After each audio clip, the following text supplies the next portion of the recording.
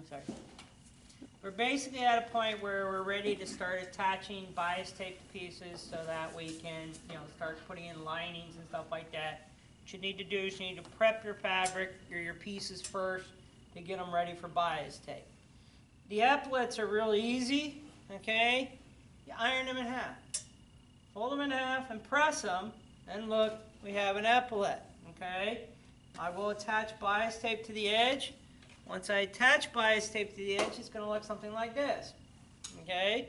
So you can see this one has bias tape on it, and it's all nice and pretty and squared up. And so that's how this is going to look once it's done, okay? Like your rectangular piece for our overlap, okay? I take all three pieces and I pin them together nice and flat. Now remember, your lining pieces are going to be slightly bigger than your fashion pieces because that's the way we cut them. And one layer was cut on the bias, so it's going to be stretched and it's not going to quite fit exactly right. So you may have to ease some pieces together to kind of make them flat. The easiest way to do it is kind of flatten it out on the table and then go for it and pin it all the way around. The skirting piece is probably the hardest piece, okay, because it's a big old curve. First thing I need to do is I need to figure out what's the back of my skirting piece versus the front of my skirting piece, okay? We can see in this one, there's a deeper curve on this in my left hand than there is in my right. And even if I hold it like that, we can see where the deeper curve is, okay? So that's the back part of my lining piece. With my fashion piece, it's a little bit easier, okay? But what I want to do is I want to lay my pieces wrong side to wrong side. I know that doesn't make any sense, okay? But it's because we're going to be sewing bias tape around the edges. You can see, if you look at the table, these two pieces don't really line up perfectly, okay? What I'm trying to do is best match scenario, okay? I'm more concerned with the bottom edge than I am with the top edge. The top edge is going to get sewn into the doublet. I don't care, okay? I'm concerned with matching up the back, the front and the back edges as best as possible. And then again, I'm just going to pin this in place, okay? Once it gets all pinned, yeah, it's going to look something like that, okay? So you can see, there's part of the lining showing, okay? But it's not that big of a deal. The final piece, what we're going to need to do is the sleeve, okay? We got two linings on the sleeve. One that was cut on the bias and one that was cut on the horizontal grain, okay? First thing I need to do is I need to make sure that all my seams are pressed open, okay? And what I'm going to do is I'm going to fold my sleeve so that the seam runs down the center like this, and I can see my cap, okay? I want to be able to see my cap so that I'll be able to line up all the caps of my sleeves appropriately, okay? I'm going to take my innermost lining layer, which is the layer I cut on the horizontal grain. I'm going to insert it with the seam showing up, okay? Because that means on the inside, we won't see the seam, okay? And I'm going to insert this into my bias cut layer. Notice how I'm just kind of putting it on like a sleeve. I've spread my fingers out so that it just doesn't slide up that much, okay? I'm going to try and line up the seams as best as possible. Now the bias cut layer has an extra seam on it because, well, it's the bias cut layer. But, and then, now that that's all lined up, I'm going to take that and I'm going to insert it into my fashion layer. Okay, again, trying to keep my fingers nice and spread out. Okay, and then again, I'm going to line up my seams. Now, this is where it gets kind of tricky because, again, the lining layers are going to be slightly bigger than the fashion layer. So you're going to have to ease this seam pretty much all the way around. Give it a little bit of a shake, and I'll make sure it's there. So what I do is I put a pin in where the seams are, because all the seams will match up. That makes life a little easier, okay? And I'm going to pull out a little bit of the fabric, and I'm going to pull it so that I know where the center is here. Okay? I'm also going to pull the center of the wrist sleeve there, so I know where the centers are, and I can match them up. Once I have the centers matched up opposite from the seam, basically, you know, kind of stretch it and play with it, and I can just ease it together, okay?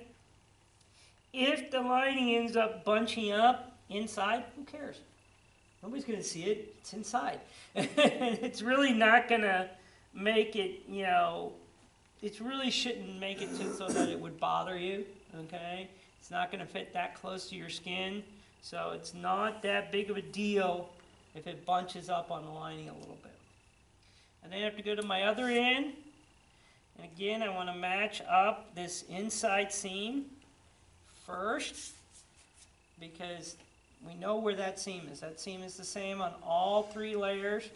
You can just lay one right on top of the other, and we get our, you know, we put our first pin in, okay? You can see, you know, it's kind of lining up pretty good. Like I said, I'll take it and, you know, I can see where the point is on the cap, so that helps me match up the other side, okay?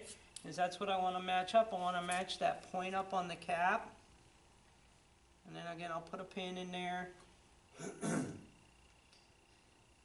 And then again, I'll ease this all the way around, because you can see there's a little extra material in there. And so I'm just going to kind of stretch it and ease it together. And again, if it gets a little bunch, a little gather here and there, not that big of a deal. Okay? It's on the inside of the sleeve. Nobody's going to be seeing it, except for you. Okay? You gotta remember, sewing cannot be about perfection. If you are trying for perfection while you're sewing, you are just going to drive yourself nuts. Alright? Sewing has to have, you know, a little bit of fudge room in it. Okay? You know, you're gonna have, you know, you have to let go of that whole perfectionist mentality if you're gonna sew stuff. If you let it, it'll eat you up, and you'll just drive yourself bananas. So, all right, so I've got, you know, my pieces all pinned up. They're pretty much ready to start doing bias tape. Okay, like I said, I like to get all my pieces prepped. That way, I can just start sewing bias tape and just keep sewing bias tape. All right. Now on the skirting piece, okay, this one I've already sewn. You can see I sewed it down the back and along the bottom edge. That's where I want the bias tape to be. Because this top edge is going to get sewn into the doublet. And then this front edge will get bias tape when we bias tape the rest of the doublet. It's just much easier to do it that way. Yes, you can bias tape all the way around this. And then when you sew it in, then you're going to have to try and end your bias tape right there. It's just going to create a bulky point. It's much easier to do it this way. Bias tape the back edge along the bottom, and then into, you know, the top edge will get sewn into the doublet, and then the front edge will get bias tape with the rest of the doublet. Okay. As you saw with the epaulet pieces, I just bias taped the one edge. I'm all set and ready to go. This is my other skirting piece that I haven't bias taped yet. And you can see on this one, the bottom edge happened to be the one that overhangs a little bit. If I want, I can trim that off, okay? Doesn't matter if it's a serged edge or not, it's going to get covered with bias tape. I serge the edge to make life a little easier on myself when handling the piece, but if I cut off a little bit right now, it's not that big of a deal. All right, so on this particular one, that's where it chose to stretch. Okay, fabric stretches as you handle it, so I mean, yeah, that's just where we go with it. Okay, now bias tape itself is period. And how you put it on, or how I'm going to show you how to put it on, is essentially the period way of doing it using your machine. Okay, it's a double sew, double row of stitches. Okay, you're going to sew it down once, you're going to fold it, you're going to fold it over again, and then you're going to sew it down a second time. Okay, do not try to taco method it. When I say taco method, that's when you take the bias tape, you get the pre-folded bias tape you buy from the store, you put it on like a taco and you try to sew down and catch both sides of it at the same time. It never works. Alright? You can do it. Guarantee you're going to have to go back over on the other side, find the spots that you missed, and resew those spots. Trust me, this is, I'm going to show you the best way to do it. Now in period, what they would do is they would take their bias tape, okay? They would sew it on the right side of the fabric, so right side to right side, and they would sew, okay, edge to edge, okay? And they would sew just about a 1/4 to 1/2 inch away from that edge all the way around. They would then take it and, fold it over, and then fold it over again, and then they would do a little whip stitch on the inside, okay? We're basically going to do the same thing. We're going to sew it down. We're going to fold it. We'll fold it over again, and then we'll just do a top stitch on the other side, okay? Yes, there's a stitch that shows through if you really, really look for it, okay? If you don't want this stitch to show through, just take it and on this opposite side, do whip stitches. You'll have to hand sew. It's a lot of hand sewing, but if you don't want it to show, you can do that, okay? Gosh, I cannot talk tonight. So, I mean, and you can look at these pieces later, and that kind of thing. So, what I'm going to do is I'm actually going to sew my rectangular piece so that you can see it. If this is your first time doing bias tape, do the rectangular piece first, okay? It's a lot of straight lines. It's got some corners on it, and you're also going to have to hide an end. So it's like the perfect piece to do first, okay? But yeah, that's what we're going to do. So I'm going to come over to my... Alright, so I've set my machine. I'm doing a nice straight stitch, average length, doesn't really matter. Whatever you're comfortable sewing. Okay? I've got my bias tape. I'm going to start with this rectangular piece. I'm starting on one corner, and you can see I'm lining it up right side to right side, and that flat edge is going along one side of the corner. Okay? The idea is that I'm going to do my stitch just on the other side of this serge line, okay? So if you want to look at where your foot hits, it should hit just fine. If I run this edge of the fabric right along the edge of my foot, my stitch line always hits in the right place. I want thread that basically matches my bias tape, okay? And, something that at least comes close. That will be the most useful thing, okay? So I start sewing, I make sure I lock my stitch, and then I'm going to go. Now I'm going to come to a corner here fairly quickly. Alright, so as I get to my corner, before I get to my corner, what I want to do is I want to actually, try to run the bias tape along both edges at the same time. And what I'll do is I'll actually pull the bias tape into almost a triangular point so that I get the smallest fold possible in that corner. Okay? And then I'll insert my needle. Usually I hand crank it for a couple stitches there to make sure. And like I said, I want to get the least amount of fabric possible in that corner. Once I sew this down, I'll pull it out and show it to you guys so you guys can see it. Alright? And I just keep going. Now I'm just sewing right over my pins. When I come to a seam in the bias tape, I want to make sure the seam sews open. So I just want to make sure it lays flat. Now I made this bias tape. Made it out of the same fabric I'm making the doublet with. I showed you earlier how to make bias tape. I think we filmed that. Yeah, okay. And I have pre-pressed one side of the bias tape with basically a 3/8 inch fold. Okay? I like pre-pressing one side of my bias tape. You don't have to, but if you buy the store-bought stuff, it's already pre-pressed. So again, I'm coming up to another corner. Again, I stop about 2 inches shy of the corner. All right. I'm going to place my fabric so that it's running along both edges and then kind of pinch it into a triangle. Everybody see how I did that? Okay?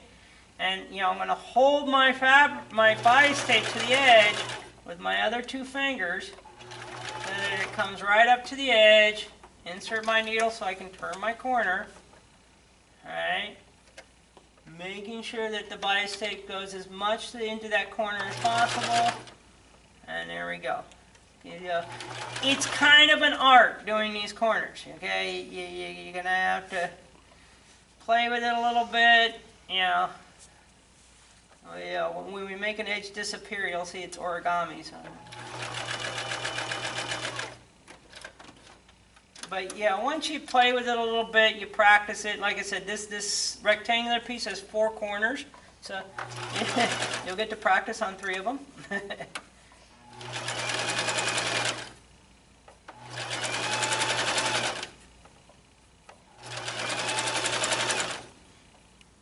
I'm coming up to my final corner here.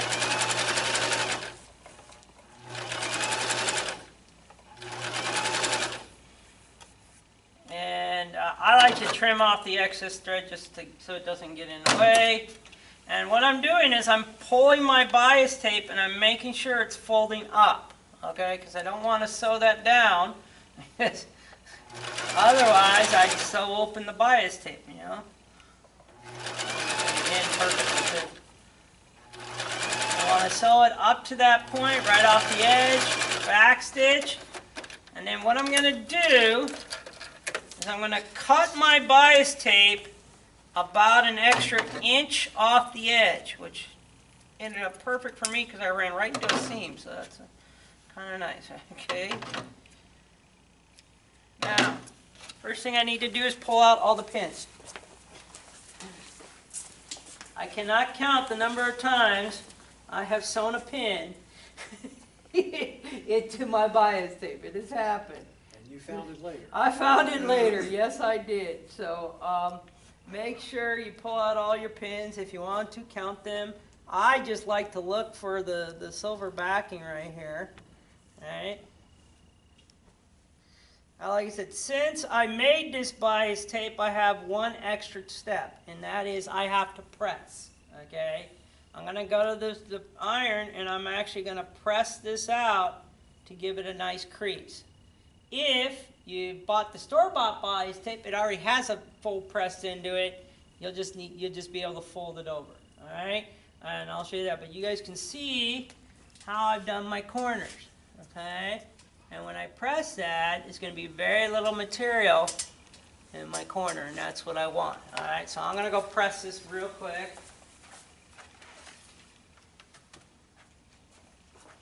Again, you can come over and watch this, but I'm basically just ironing it like I'm ironing open a seam. I'm just kind of pressing it out and, you know, making sure that it lays as flat as possible. Okay, and then I'm going to kind of tuck it up all the way around. Of course, I ruined my pre-pressed edge, but it's okay. Okay. Now we're back to the machine. Now comes the fun part.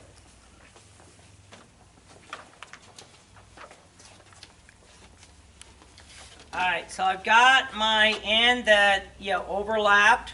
Okay. I'm going to fold it over and I'm going to try and tuck it in behind itself. It's kind of like a little bit of origami here. And you can see I've managed to fold it and hide the very end of the bias tape. That's what I'm trying to do. Okay?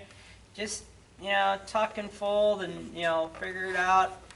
And what I want to do, that's going to create a fairly bulky end. So I usually start about 1/4 inch in from the edge so that my machine will actually feed.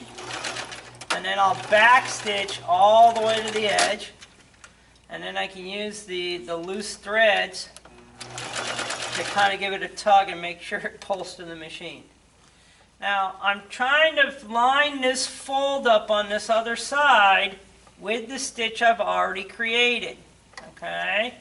So you can see my stitch line there, and I'm just going to line this fold up, and I'm going to sew exactly along that fold where it lines up with that stitch line. Okay? You can see there's no pins involved here. It's just kind of place and sew. And what's nice is, since I've already done my corners, yeah, my pre-pressed fold is coming out. This is why I like to pre-press a fold if I've made my own bias tape. As I said, if you buy the store-bought stuff, it will already have nice folds pressed into it, so it's not that big of a deal. So, making your own bias tape is fun though.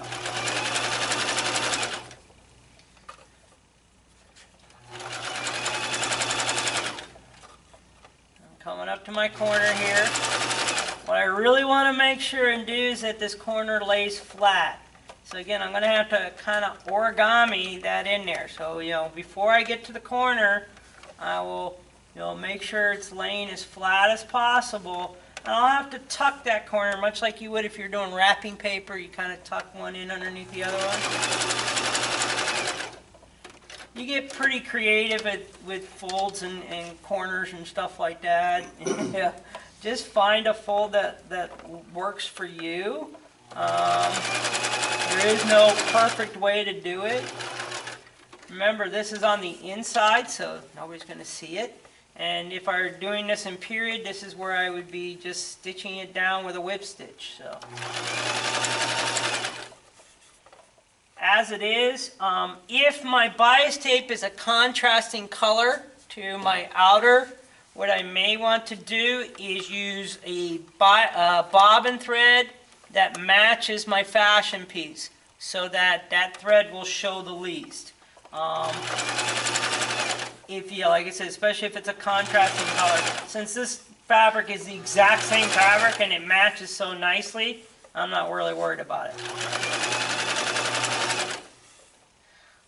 When you go over the seams of the bias tape, you'll feel the bulk in there, but it's not that big of a deal. Just keep sewing.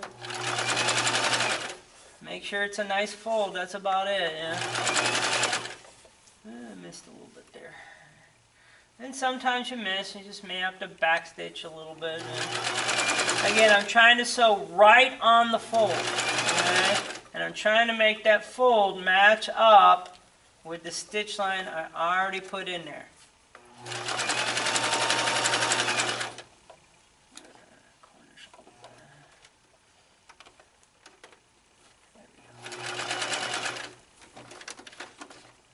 Okay, and we're coming up to the end here.